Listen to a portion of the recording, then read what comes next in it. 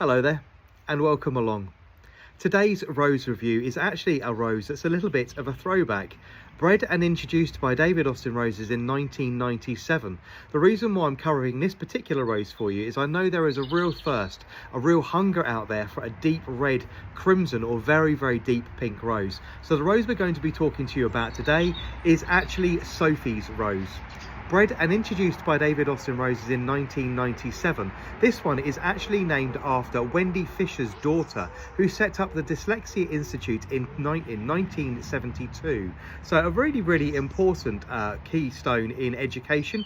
This particular rose is really rather pretty and forms a beautiful shaped bush with lovely flowers that are held upright, which I know which is something that is very important to many of you. They always make comments on my rose reviews that you're looking for a rose that holds its flowers up towards the sunlight, looking up at you. So this particular rose, Sophie's rose, bred in 1997, does exactly that.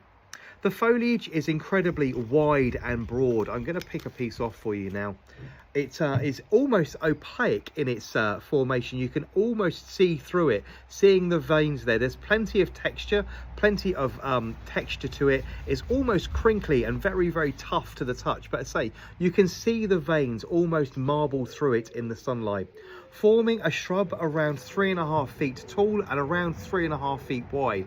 It holds its flowers beautifully above the shrub, which is a really, really nice characteristic, holding them up towards the sunlight, disc-like in their formation. It does have a varied thorn count. You are going to find small barbs and thorns all over it, including across the back of the foliage. So, but then none of them are actually particularly big. If I bring on these out here, you'll see very, very small amounts of barbing to the stems, but nothing particularly bad whatsoever. It does actually have nice, slender, fairly strong stems, which I say holds the flower upright towards the sun really beautifully, catches the light nicely, and as I say, holds them above the actual plant itself, which is a really nice characteristic. This particular shrub is going to do best in full sun, so please do make sure that you plant this in an area that's going to get at least 5 or 6 hours worth of direct sunlight per day. The buds themselves have this lovely telltale downy coloration to them. There's a slight amount of mossing to them, almost a bit furry as they completely open. The buds open a really deep cerise pink. I'm not going to call this red because I don't think it is a red. It's very, very strong cerise pink indeed. The flowers then open almost completely flat and disc-like, so holding themselves up towards the sunlight. The petals getting ever so slightly larger as they work from the inner center of the actual flower itself. When it opens to a really, really nice sort of pin cushion shape. Really very, very pleasant indeed. That color really nice and strong, and right in the very, very center there, a slight yellow and creaming to the very, very center around that cluster of stamens.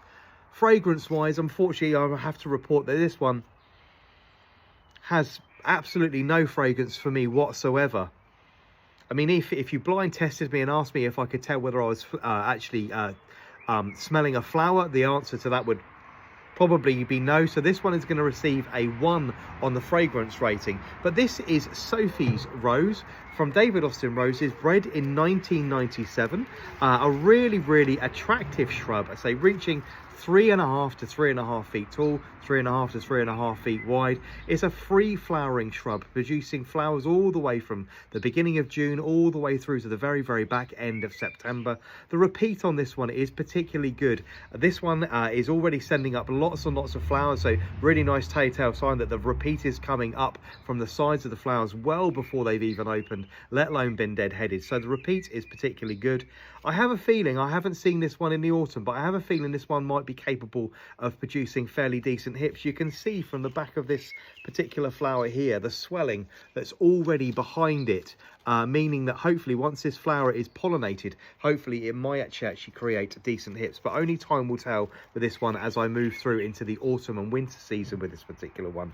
So a really nice rose if you're craving something deeply coloured, something strong. Say it's not a crimson red, much like you would expect, for instance, with Munstead Wood. But if you're looking for a substitute for maybe Darcy Bussell, which has now been retired here in the UK, this is a very, very comparable size, shape, Obviously doesn't have the fragrance that Darcy Bussell has, but very, very similar flower configuration. The colour is much more cerise pink rather than that deep crimson purple, but a really nice rose. This one is Sophie's Rose, bred and introduced by David Austin Roses in 1997.